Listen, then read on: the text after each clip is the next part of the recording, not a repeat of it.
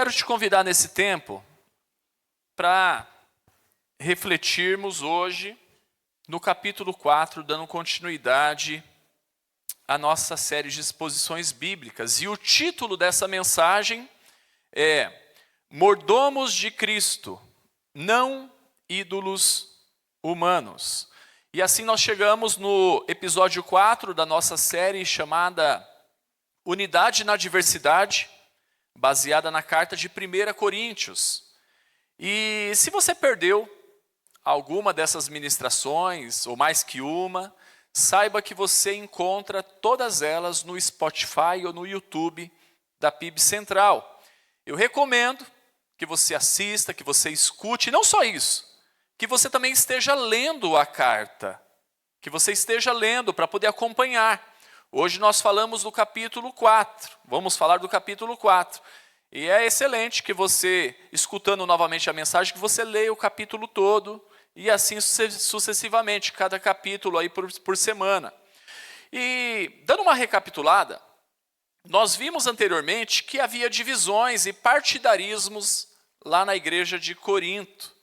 E essas ocorriam porque corintiano é um bicho complicado, né?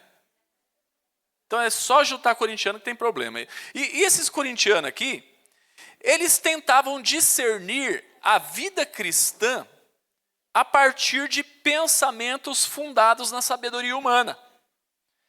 E o apóstolo, ele afirma que as verdades espirituais, elas não são frutos de sabedoria humana, mas sim da revelação do Espírito Santo, esse que habita na vida dos cristãos.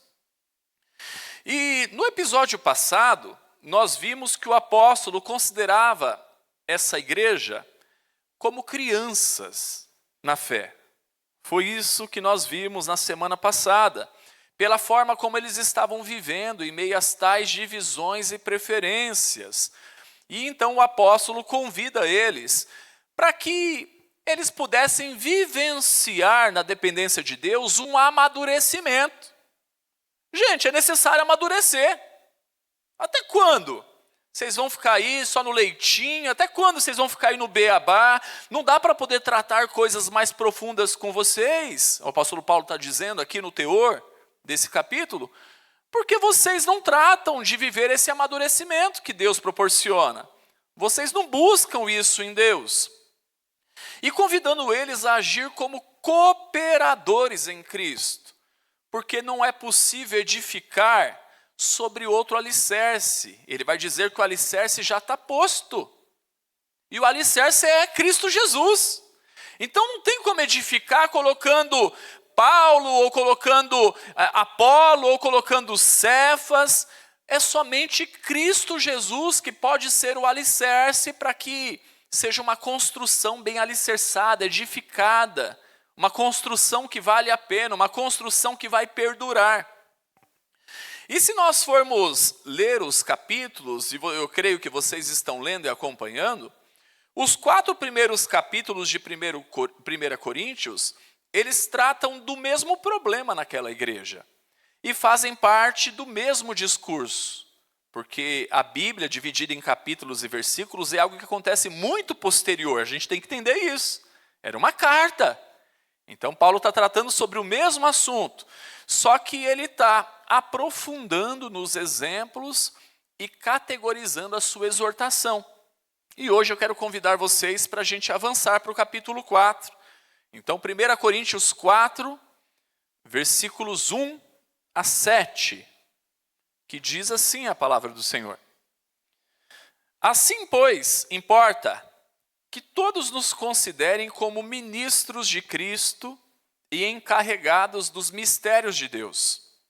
Ora, além disso, o que se requer desses encarregados é que cada um deles seja encontrado fiel. Mas a mim, pouco importa ser julgado por vocês ou por tribunal humano. Nem eu julgo a mim mesmo, porque a consciência não me acusa de nada. Mas nem por isso me dou por justificado, pois quem me julga é o Senhor. Portanto, não julguem nada antes do tempo, até que venha o Senhor, o qual não somente trará à plena luz as coisas ocultas das trevas, mas também manifestará os desígnios dos corações. E então, cada um receberá o seu louvor da parte de Deus. Meus irmãos, apliquei essas coisas figuradamente a mim mesmo e a Apolo por causa de vocês, para que, por nosso exemplo, vocês aprendam isso. Não ultrapassem o que está escrito, para que ninguém se encha de orgulho a favor de um em prejuízo de outro. Pois quem é que faz com que você sobressaia? E o que é que você tem que não tenha recebido?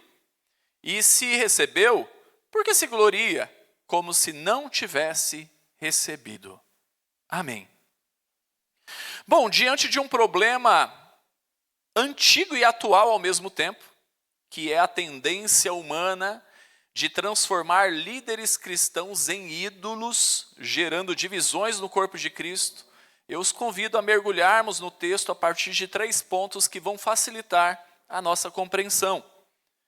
E o primeiro ponto, o exercício da mordomia, baseado nos versículos 1 e 2. Vamos entender o que Paulo está dizendo aqui nas entrelinhas. Ele usa a palavra ministro. E quando nós falamos dessa palavra no nosso tempo, é muito complicado porque essa palavra tem um significado completamente diferente no nosso tempo. Na língua portuguesa, essa palavra ela representa o primeiro escalão do governo. O ministro ele é uma pessoa que ocupa uma alta posição política, de grande projeção de liderança, e ele tem em suas mãos um grande poder e autoridade. Se olharmos a palavra ministro no campo religioso, nos nossos dias, nós estaremos falando de alguém que exerce a função de líder na igreja local. Todavia, a palavra que o apóstolo Paulo usa para ministro, ela dá uma ideia completamente diferente. Completamente diferente. O termo grego é hipéretes, e ele é usado para poder traduzir como ministros aqui. Mas o que significa esse hipéretes? Ele significa literalmente um remador de porão, ou um remador subordinado dos grandes navios. Essa palavra ela era utilizada naquele período para descrever a classe mais simples de servos. Nos grandes navios romanos, existiam as galés, que eram os porões onde lá trabalhavam esses remadores. E quem que eram esses trabalhadores que normalmente trabalhavam lá? Eram escravos sentenciados à morte. Então esses escravos, eles prestavam um serviço antes de morrer. E como que eles prestavam esse serviço? Eles viviam acorrentados com grossas correntes e sofrendo flagelos de chicoteadas muitas vezes e exercendo esse serviço. Então, olha só que diferença do ministro do nosso tempo para o ministro que o apóstolo Paulo está dizendo aqui no texto bíblico. Paulo diz que o ministro, ele não deve ser colocado num pedestal como dono da igreja ou como capitão do navio. É isso que o apóstolo Paulo está dizendo aqui. Antes, ele deve ser visto como um escravo que serve o capitão até a morte. O líder pregador é alguém que ele rema no porão sob a liderança e o ritmo ditados por Jesus Cristo. Os ministros, eles são meros servos de Jesus Cristo. E esses não possuem autoridade procedente deles mesmos. Não possuímos. Nós não temos autoridade por nós mesmos. Paulo ele está dizendo aqui para não colocarmos os holofotes sob um homem. Porque importa que os homens nos considerem como escravos dos escravos. O líder? Não coloca ele num pedestal, não. Não cria, não constitua um ídolo. Ele é escravo dos escravos. Não é o capitão do navio. O obreiro da igreja, ele é um escravo já sentenciado à morte, que deve obedecer às ordens do capitão do navio. E quem que é o capitão do navio? O Senhor Jesus Cristo. Já o outro exemplo, que ele vai falar de ministro, mas depois ele vai falar de encarregado, dependendo da sua versão, vai aparecer como despenseiros. A palavra no grego é oikonomos. E o que é isso? Isso significa algo em relação ao seu senhor. Então, quem que era o oikônomo? O oikônomo, o dispenseiro, o encarregado, ele era um mordomo. Esse era o encarregado, o despenseiro. Ele é um tipo de mordomo. Então, esse mordomo, se você já viu alguns filmes antigos que retratam a escravidão, você vai ver isso, que às vezes ele pega um escravo, que ele exerce uma liderança sobre outros escravos. É basicamente isso. Então, em relação ao seu senhor, ele era escravo. Em relação aos outros escravos, ele era um superintendente, um encarregado, que cuidava de todos os negócios no lar. O John MacArthur, no livro Escravo, a verdade oculta sobre sua identidade em Cristo, ele disse o seguinte: ser cristão é ser um escravo de Cristo. O Evangelho ordena que os crentes se submetam a Cristo completamente, não apenas como servos contratados, mas como quem pertence inteiramente a Ele. Se compreendermos que fomos comprados por preço, nossa mordomia deixa de ser um peso e se torna a nossa identidade. Muda completamente. Porque às vezes parece que, eu estou indo lá para dar alguma coisa. Deixa eu ajudar lá aquela igreja, aquelas pessoas, porque lá não tem ninguém que faz nada, sabe? É tudo eu. Aí parece que eu já me viro o Messias. É um pseudo-Messias. Eu estou carregando a cruz e a igreja nas costas.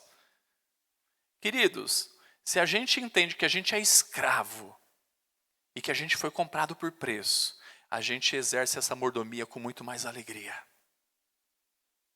Com muito mais alegria. Ela se torna a nossa identidade. Quem você é? Eu sou escravo de Cristo, por amor. Eu me entreguei a Ele por amor. Eu sirvo por amor. O superintendente de uma propriedade, ele era um mordomo. Era uma posição de grande responsabilidade. Contudo, tinha um senhor a quem prestar contas. E assim, esse administrador ele tinha autoridade para gerenciar, mas não era o dono. Não era o dono.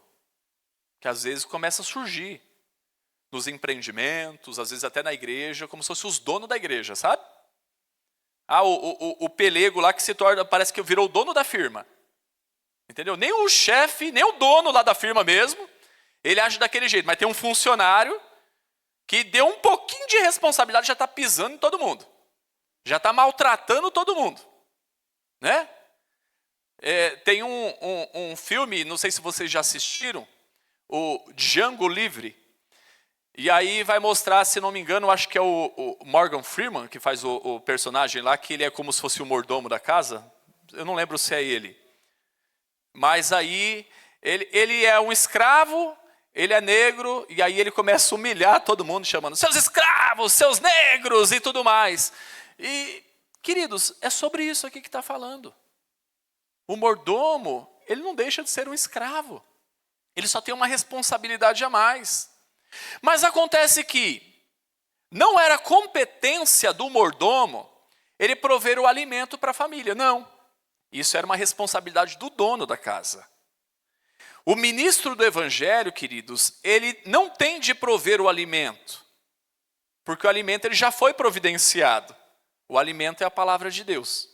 A gente não precisa de inventar a bola, inventar a roda, tudo isso já foi inventado. Você não precisa de inventar a palavra está aí, está acessível.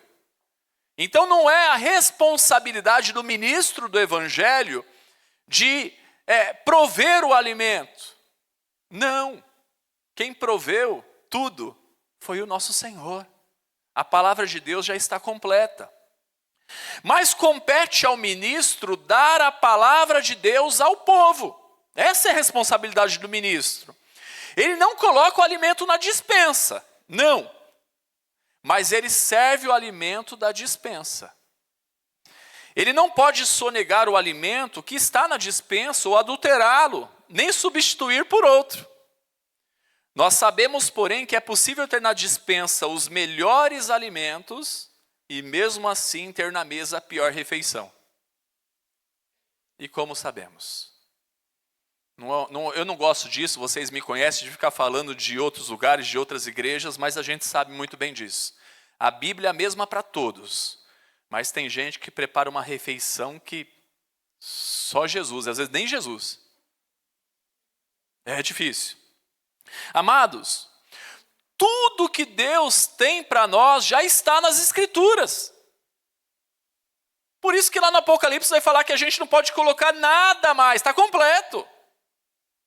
O apóstolo Paulo, ele disse mais adiante, lá em 1 Coríntios 15, no versículo 3, na parte A, ele diz assim: antes de tudo, entreguei a vocês o que também recebi. Ou seja, queridos, eu e você não podemos entregar nada se não recebermos. O que nós entregamos é a palavra de Deus. Você não tem que entregar o seu sonho, você não tem que entregar, Deus me falou alguma coisa. O que você tem que entregar é a palavra de Deus. É a palavra de Deus. Tudo que nós precisamos, tudo que nós temos a compartilhar é apenas a palavra de Deus. É isso. Isso significa dizer que o dispenseiro, ele precisa pregar para a igreja todo o conselho de Deus. Assim, ele não pode pegar apenas as doutrinas da preferência dele, o livro da preferência dele, ele não pode ser seletivo, não. Mas é necessário expor a totalidade da palavra de Deus, usar a hermenêutica. E na hermenêutica vai dizer, tem como princípio, como regra de fé, que a Bíblia explica a própria Bíblia. Então eu não preciso de buscar algo fora. O que eu tenho que trazer é a essência, a unidade, a totalidade da palavra de Deus. E assim, o requisito continua sendo: o que se requer desses encarregados, ou dependendo da sua versão, dos dispenseiros, é que cada um deles seja encontrado fiel. Até porque, amados, o trabalho de um dispenseiro, de um mordomo, de um encarregado, ele não era um trabalho supervisionado o tempo todo. Porque pensa, se o Senhor colocasse o camarada para ser um mordomo, mas ele tem que ficar de olho o tempo todo, pô, ele mesmo faz, então, eu vou fazer. Eu estou trabalhando dobrado, eu mesmo vou fazer. Logo, não era qualquer um que poderia ocupar essa posição de mordomo. Não. Era alguém que teria que ser digno de confiança para fazer tudo que o Senhor delegasse para fazer.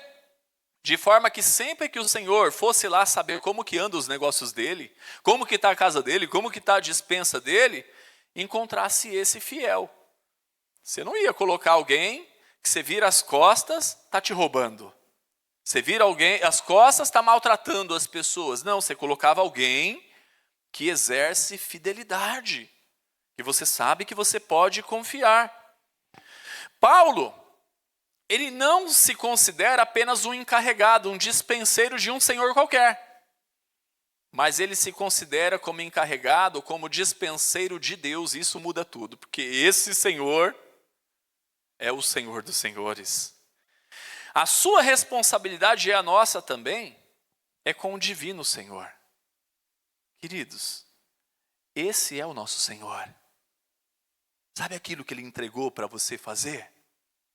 Pois bem, Ele quer te encontrar fiel. Sabe que é aquilo que Ele colocou nas suas mãos? Pois é, Ele quer te encontrar fiel. Fiel. O dia que Ele chegar para questionar, Ele vai falar assim: o que você fez com aquilo que eu te entreguei? E você haverá de prestar contas e de mostrar o que você fez com aquilo que Ele entregou. E Ele entrega algo para todos nós. todos nós temos responsabilidades diante de Deus. Todos nós. E assim não se pede que o dispenseiro seja o mais popular, porque trazendo para os nossos dias parece que é isso. Se é o encarregado, então que você seja o mais popular. Não, que você seja uma pessoa de sucesso. Que você seja famoso e tenha muitos seguidores no Instagram. Que muitas pessoas te acompanhem. Não, que você tenha a maior igreja. É isso que pede do dispenseiro? Não, pede apenas que ele seja encontrado fiel. Isso muda tudo. Porque muitas vezes, no nosso tempo, a gente julga pelo tamanho da coisa. Aí você olha uma mega igreja, uma mega church. Aí tem lá, não sei quantas mil pessoas. Aí você olha o líder e fala, aquele líder, esse aí é o líder. Isso aí não quer dizer nada para Deus. Nada. Porque às vezes é muito mais fácil ele cuidar daquele tantão de gente que delegou, que tem um monte de gente para poder fazer tudo, e que ele só vai lá para poder, ainda porque cria muitas vezes na igreja uma cultura de honra. Tem que honrar o líder, tem que honrar. Aí o cara não faz nada. O cara tem a vaga especial, ele tem um cantinho especial, tudo que ele faz é especial, ele só chega lá para poder colocar a cerejinha no bolo. Está aqui pregando no domingo, eu falo sempre isso para os meninos, é a parte mais fácil do ministério. A parte difícil do ministério é acompanhar a igreja, é pastorear, é cuidar, é fazer um culto fúnebre, é visitar no hospital, é acompanhar uma pessoa em crise, é acompanhar alguém que está com problema no casamento, uma pessoa que está com uma crise de fé. É aí que está o ministério. É aí que está o ministério. Então é muito mais fácil fazer tudo isso. Então às vezes uma mega church da vida, uma igreja, uma mega igreja, isso aí não é resultado de sucesso, queridos. Às vezes você chega numa igrejinha de periferia de 15, 20 pessoas e que você acompanha os mesmos, a igreja não vai para frente, tem toda aquela luta ali. E muitas vezes esse aí é o camarada que está sendo fiel. É esse. Deus não olha do jeito que nós olhamos. Não é isso. O pregador ele não deve inventar a verdade, mas ele deve entregar com fidelidade o que está na palavra. O texto vai dizer os mistérios de Deus. O que é os mistérios de Deus? Não é nada que há de ser revelado, não. É a própria palavra de Deus. É o plano de Deus para a salvação dos homens. É o evangelho que é a entrada para o reino dos céus. É o Cristo crucificado, o mistério que esteve oculto, mas que agora foi revelado. E é isso. E queridos, esse é um princípio para todos os cristãos. Todos. Porque se a gente olhar no Novo Testamento, vai falar que o sacerdócio agora ele é universal. Então eu e você somos sacerdotes. Eu e você temos responsabilidades. E olha o que diz 1 Pedro 4,10. Sirvam uns aos outros, cada um conforme o dom que recebeu, como encarregados, ou dependendo se for a sua versão, vai aparecer despenseiros, de administrar bem a multiforme graça de Deus. Como temos entregado para as pessoas aquilo que recebemos de Deus? Essa é a questão. Amados, a quem temos servido? Como temos servido? Como ministros, remadores de porão? E encarregados dispenseiros, como mordomos? Ou como senhores da casa? Porque pode ser que a gente se sente tão em casa que a gente acha que é a gente que manda no pedaço. A gente já está como senhor. Esse aqui merece. Esse aqui não merece não. Esse aqui, vou até estender a mão para ele. Esse aqui, quero nem saber. Não quero nem ver. Como que a gente tem servido? Nós temos sido diligentes e fiéis no que nós compartilhamos? A responsabilidade é para todos. E aí então entramos no segundo ponto. O tribunal que realmente importa, baseado nos versículos 3 a 5. E aqui nós nos deparamos com a insignificância do julgamento humano. Paulo ele afirma que não se importa em ser julgado por tribunais humanos. Não se importa. A nossa cultura, ela vive da aprovação pública. Curtidas, comentários e validação externa. Há palavras de afirmação ao extremo. E é assim que vive a nossa cultura. Tem gente que está em crise, está em depressão, porque ninguém curte a postagem dele nas redes sociais. Sabe? As pessoas não me acompanham, eu não sou uma pessoa popular, ninguém quer me... Tem gente que vive crise desse jeito, gente. Por quê? Porque busca uma validação em tudo. Tem gente hoje em dia que é tão inseguro que para poder dar um passo, todo mundo tem que falar, vai, você consegue, vai, você no pé. Oh. E é assim que vive o nosso tempo. Validação, curtida, likes. O líder pregador focado em agradar a plateia, ele cria facções para manter o seu fã-clube. Ele cria facções. O John Piper, no livro Não Jogue Sua Vida Fora, ele disse: viva diante de Deus de tal forma que o único julgamento que lhe importe seja o dele. Quando uns diziam que era de Apolo, outros de Paulo, outros de Cefas, outros de Cristo, mais precisamente aqueles que diziam assim, eu sou de Apolo, de Cefas, de Cristo, não sou seu não, viu, Paulo? O que eles estão dizendo?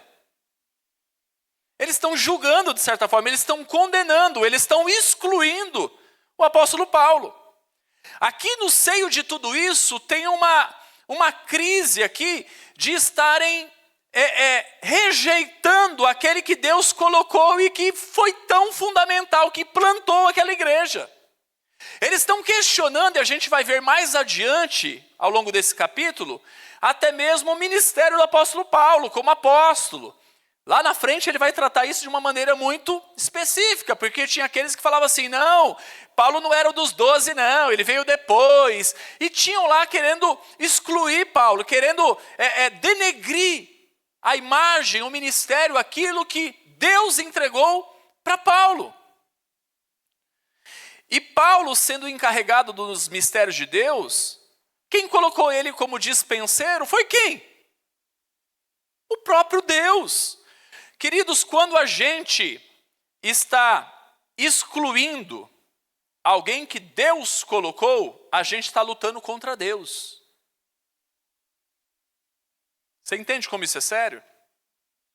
Deus levanta alguém, Deus coloca alguém, e aí a gente começa a atacar esse alguém. Quem que você está atacando?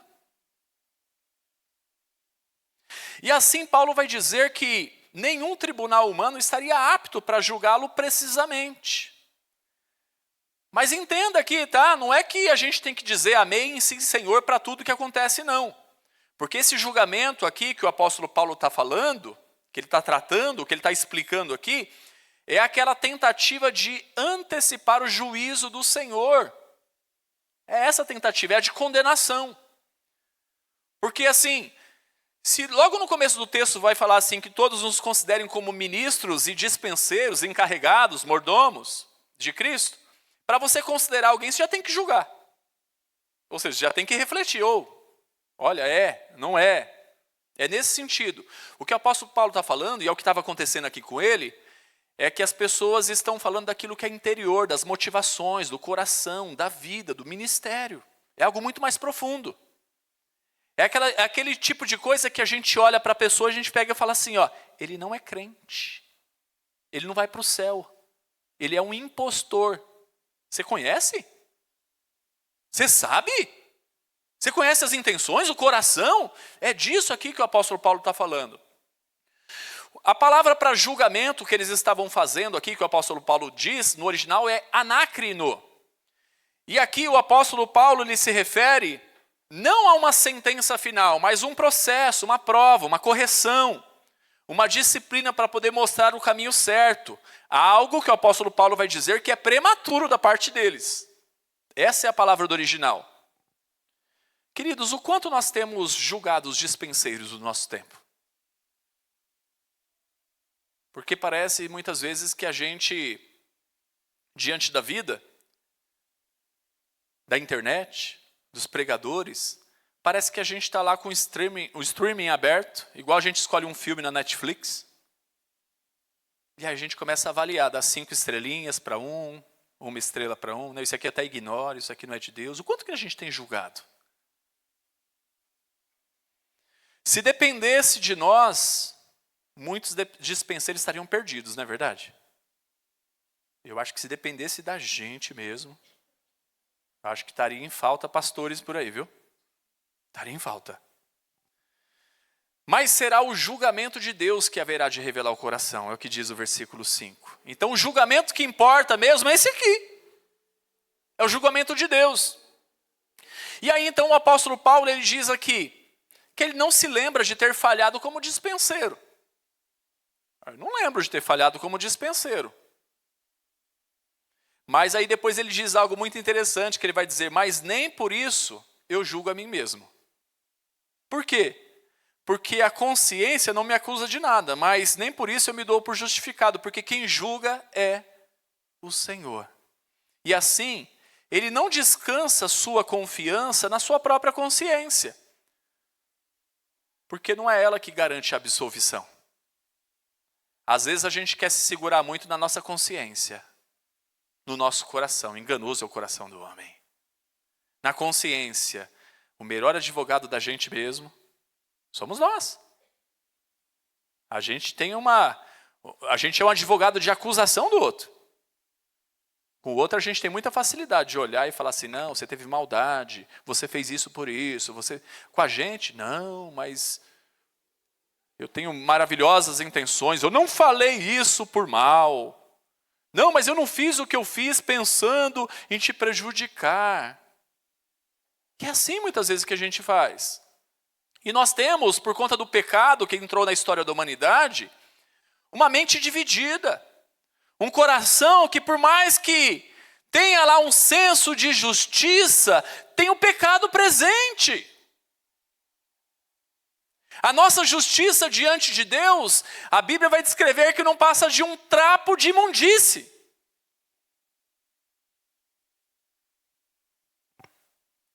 E assim, nós podemos sim afirmar que só Deus pode nos julgar. É até música, né? Só Deus pode nos julgar. Assim se esquivando dos julgamentos alheios. Contudo, amados, não repousemos a nossa confiança na nossa própria consciência e nos nossos próprios atos. Não repouse a sua confiança nisso, não. Confie apenas em Deus. Desconfie da sua justiça. Desconfie até mesmo da sua própria bondade. Lute contra toda a tendência de arrogância e autossuficiência. Porque alguns de nós se julgam tão bons, tão puros, que quase não precisa do Messias. Porque, para quê? Que pecado. Eu lembro até hoje, no tempo de seminarista, nós fomos fazer um evangelismo no antigo leprosário, que fica em Itu. E aí a gente chegou para poder abordar um senhor na rua e começamos lá com as 4 leis espirituais. E aí tem um ponto lá nas 4 leis espirituais da cruzada estudantil que vai falar que você é pecador. E aquele senhor falou, eu? Eu pecador? Eu não falo mal da vida de ninguém. Eu não atraso o lado de ninguém. Eu pago minhas contas tudo em dia, não estou devendo nada. Eu sou pecador? Você está falando com a pessoa errada. Tem muita gente, tem pessoas que se julgam desse jeito. Às vezes até fala assim, não, eu sou de Jesus, eu quero Jesus, porque está com medo de ir para o inferno, porque ele mesmo tem um senso de justiça tão grande, que ele olha e vai falar assim, Jesus morreu para salvar esses caras aí, velho, porque eu tô de boa. Estou aqui, mas é só para poder falar que... Porque ele se garante sozinho. Charles Spurgeon, o príncipe dos pregadores, ele disse o seguinte, há pecado até na nossa santidade. há incredulidade na nossa fé, há ódio no nosso próprio amor, há lama da serpente na mais bela flor do nosso jardim. E como isso é verdadeiro. Como isso é verdadeiro. A gente olha para Paulo e fala, nossa, tem muita gente que tem mais um sonho de ver Paulo do que de ver Jesus. Tão admirador de Paulo como se fosse Jesus. Esse Paulo, ele falava assim, que ele era o mais miserável de todos os pecadores. Aí está alguém que se conhece. Você conhece a sua miséria, querido? Você conhece o seu pecado? Porque foi esse miserável aí que Jesus morreu por ele. Que você tenha sempre diante dos seus olhos a sua sujeira, a sua miséria. Porque senão você não precisa de um Salvador. O apóstolo, ele volta a sua atenção para os pregadores, demonstrando que os julgamentos que os homens fazem dos ministros, ele não tem a mínima importância. Porque somente Deus pode fazer um verdadeiro julgamento deles. E assim, o que o nosso senso de justiça aprova, Deus pode reprovar. E aquilo que o nosso senso de justiça desaprova, Deus pode aprovar. Só Deus conhece o coração humano. Só Deus. E portanto, queridos, o texto vai dizer, não julguem nada antes do tempo. Parem de julgar. Essa é a força dessa expressão. Parem de julgar. É um julgamento no sentido de condenação, de você olhar e já condenar o outro. Você fala, não, esse aí não tem chance. Esse é um perdido. É nesse sentido aqui o julgamento. Não é de avaliação. Porque nós precisamos avaliar a palavra de Deus. A gente tem que saber se aquilo lá é de Deus, se aquilo lá está centrado, está de acordo com a palavra de Deus. Não é esse julgamento de falar assim, não, agora tudo que levantar aí de repente um carrasco como líder e falar, a gente tem que dizer amém, sim Senhor e fazer. Não é esse sentido o julgamento. Mas não é você que está com a chave do inferno para poder ficar jogando pessoa lá para dentro. Ou com a chave do céu para poder empurrar outros lá para dentro. É nesse sentido que o texto está nos dizendo aqui. E está deixando claro que a vinda do Senhor é certa. O tempo é que é desconhecido. Até que venha o Senhor, o qual não somente trará à plena luz as coisas ocultas das trevas, daquilo que os nossos olhos não veem, daquilo que é sombrio, daquilo que é escuro, mas também manifestará os desígnios do coração. O Tim Keller, no livro Ego Transformado, ele disse o seguinte, a aprovação humana é um sopro, o veredito de Cristo é eterno. É esse aí que importa. É esse que importa. Amados, o juízo do Senhor será perfeito. E assim, a luz da sua presença vai mostrar quem é quem. E serão reveladas as razões e as motivações pelas quais fazemos o que fazemos. As coisas boas e as más, já que é fato que pessoas fazem coisas certas com motivações erradas. E a pergunta para mim e para você é, por que você faz o que você faz? O que te move? Para fazer até o bem. O que te move? Porque, queridos, em nome da pureza da religião, homens mataram e continuam matando. E eu não me refiro apenas à morte física, não. Há muita morte de reputação, chamada nos dias presentes de cancelamento. E a questão é, será que é pela pureza da religião mesmo? O que está por trás disso? Quais são os segredos do coração do ser humano? Por que nós fazemos o que fazemos? E aí então, diante de uma mensagem tão dura, como essa que a gente está ouvindo até então, o que se esperava era uma conclusão à altura. Uma voadora de Paulo, né? Terminando aqui já para poder fazer todo mundo chorar. Mas ele conclui de uma forma que ele surpreende todos, dizendo assim, e então cada um receberá o seu louvor da parte de Deus. Fala, hã? Como assim? Ou seja, queridos, no fim, Quem há de receber o elogio de Deus, receberá. Isso não estava na mão dos coríntios, a ponto de elogiar um e derrubar o outro. Porque muitas vezes é isso que o elogio faz. Quando você elogia um, pô, você é o... Tá dois lá. Meu, seu filho é maravilhoso. Tá 3 crianças do lado, você está falando. Seu filho é maravilhoso.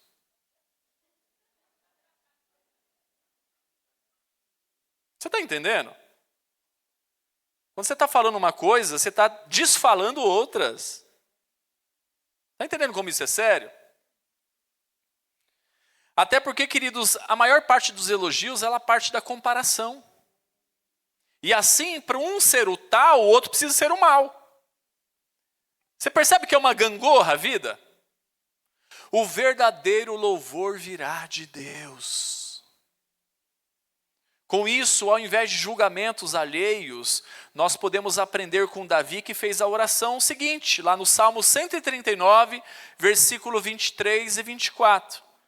Porque antes da gente julgar o outro, a gente tem que julgar a nós mesmos. E olha o que ele diz: sonda-me, ó Deus, e conhece o meu coração. Prova-me e conhece os meus pensamentos. Vê se há em mim algum caminho mau e guia-me pelo caminho eterno. Ou seja, não se garanta na sua consciência não, querido. Não se garanta na sua consciência não. Não se garanta na sua justiça não, na sua bondade não. Peça para Deus te mostrar. Ah, como já teve vezes que eu fiz essa oração e descobri coisas terríveis sobre mim, que a minha consciência não trazia à tona. E às vezes a gente começa a ser o cara que julga tudo. Eu estou lá para poder julgar, para dar estrelinha na igreja, sabe? Eu abri lá aquele avaliador de Google e estou lá. 4 estrelinhas para o louvor. 3 estrelinhas para o pastor. 1 estrelinha para o acolhimento. 5 estrelinhas lá para o pessoal lá que faz o discipulado, né, que encaminha nos primeiros passos. Querido, olha para você. Olha para a sua vida. Quantas estrelinhas você dá para você? Essa oração deve ser constante em nossas vidas, porque o julgamento é de Deus. E o último ponto, o remédio contra o orgulho e o partidarismo, versículos 6 e 7. O apóstolo Paulo ele diz: apliquei essas coisas figuradamente a mim mesmo e a Apolo. E aqui Paulo está dizendo que ele usou uma figura de linguagem quando ele esteve falando das funções dos ministros e encarregados, os dispenseiros, aplicando a ele mesmo e a Apolo. Paulo e Apolo não eram rivais, porque parece que hoje em dia os pastores, os líderes, parece que eles são rivais. E a gente começa a fazer isso. Eu sou do time do pastor André. Eu sou do time do Samir. Aí começa a fazer torcida, sabe? Pior ainda é quando começa a ter aquele tipo de coisa. Putz, eu olhei lá na escala, é o Samir que prega hoje, eu não vou não.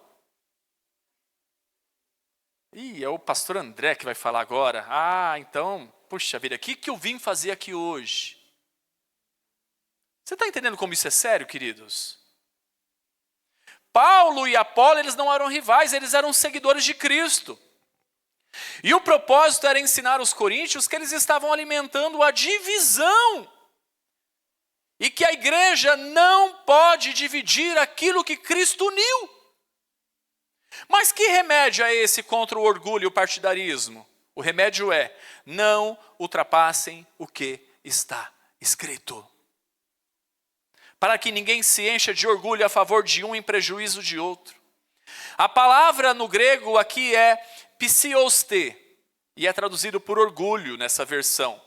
E o que é isso? Significa inflar. É você pegar um balão de ar, você encher e ficar cheio de ar. Esse é o negócio aqui. Amados, porque o partidarismo, ele infla o ego. Infla.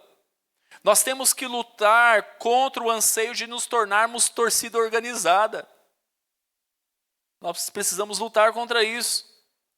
O Hernandes Dias Lopes, ele disse o seguinte: a maneira mais vil de me promover é criticar o meu irmão.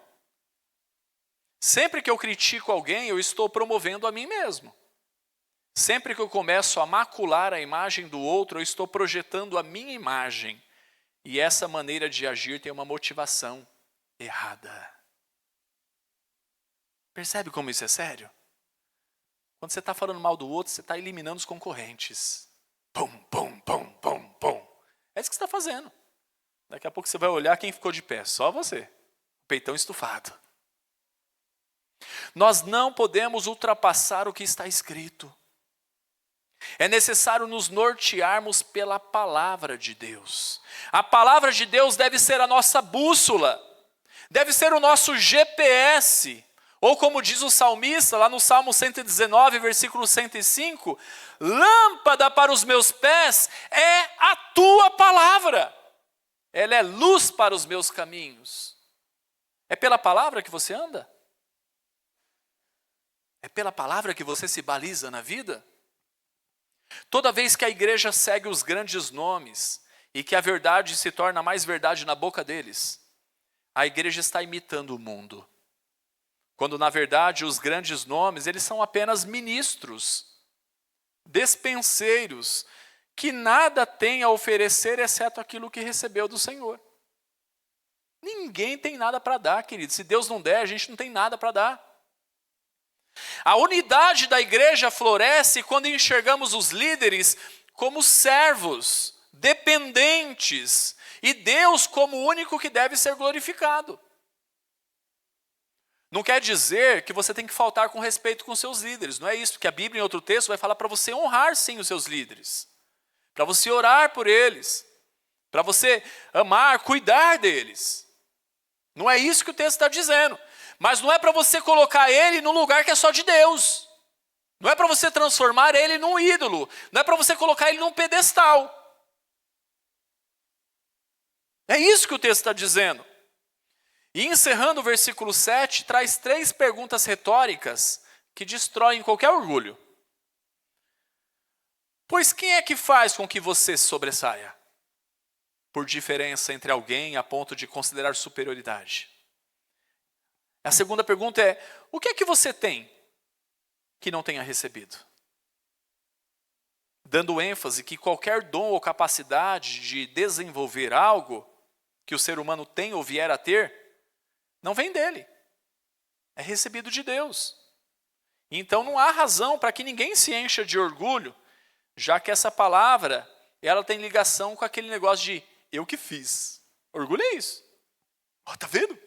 Ficou bonito? Ficou bom? Eu que fiz. Querido, para quem prega a palavra, para quem serve, não tem esse orgulho de eu que fiz. Porque tudo é o Senhor. Será que eu sou um bom dispenseiro, um bom mordomo? Ou será que eu estou fazendo as coisas de qualquer jeito? Porque se eu não for fiel, ele vai cobrar de mim depois. Nós precisamos dar graça somente a Deus. E então, para poder fazer calar qualquer ego, ele faz a terceira pergunta. E se recebeu, por que se gloria como se não tivesse recebido? Se tudo vem de Deus, você está se gloriando do quê? Da sua voz? Foi Deus que deu. Do seu dinheiro? Foi Deus que deu. Da sua inteligência? Foi Deus que deu. Tudo que nós temos foi Deus que deu. Você está se gloriando do quê? O que Paulo está dizendo aqui é, quem que é você, cara? Quem que é Paulo? Nós não somos nada. Pelos padrões do mundo, os coríntios talvez tivessem algo de que se orgulhar. Mas os cristãos, eles não devem aceitar os padrões do mundo. Os cristãos, eles dão-se conta de que em si mesmos eles não são nada. Eles devem tudo à graça de Deus. E assim não tem razão para orgulho. O Santo Agostinho, no livro Confissões, ou Agostinho de Hipona, se o santo faz mal para o teu ouvido, ele disse o seguinte: o orgulho morre quando reconhecemos que tudo o que temos nos foi dado por graça. Aí o orgulho morre. E então nós podemos extrair algumas lições práticas para concluir. Quem divide, por mais que tenha um discurso bem elaborado, capaz de arrastar pessoas para si, só prova uma coisa: não está pronto para o reino dos céus. Quem divide não está pronto. Quem divide tem que se questionar até se é um cidadão do reino dos céus. Porque muitas vezes, quando a gente tem uma postura de dividir o corpo de Cristo, a gente está tendo uma postura de anticristo. Nós não podemos transformar líderes, pregadores, os remadores de porão, os dispenseiros, os mordomos, em ídolos de estimação. Fazer isso luta contra a unidade da igreja. Nós não devemos comparar os líderes baseando-se em carisma ou preferência pessoal. Não podemos. Eu vi muita gente aí fazendo brincadeirinhas de escalação da Copa do Mundo, das convocações com pastores e pregadores. Aquilo eu achei um absurdo. Aí começa, o Vini Júnior, ele é o pastor tal. Ou esse aqui é o pastor tal. Queridos, que coisa ridícula. Que coisa ridícula. Estou escalando meu time. Estou escalando as minhas preferências. Que coisa ridícula. Oremos pelos nossos pastores e líderes, mas como homens falíveis, que precisam de graça e não como super-heróis espirituais. E por último, foquemos no dono da casa, Jesus Cristo, o único que une a diversidade da igreja em um só propósito. Que Deus seja louvado a partir da nossa unidade. Amém? Feche seus olhos.